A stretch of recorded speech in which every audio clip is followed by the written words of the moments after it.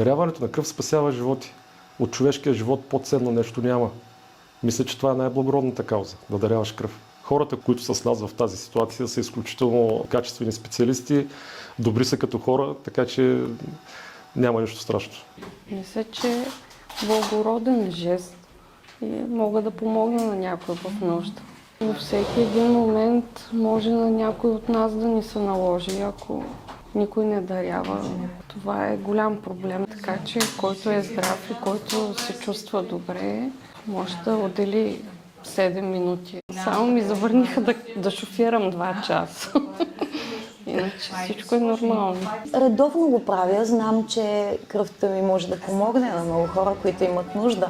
Така че нека всички да го правим. Хората сме нищо сами и е важно да си помагаме.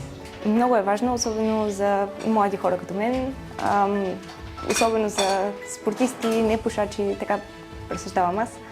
Мисля, че е доста важно да помогнем с нещо толкова минимално. Търсенето е голямо, за съжаление. Днес може на някой друг да му се налага, но винаги може на наш близък.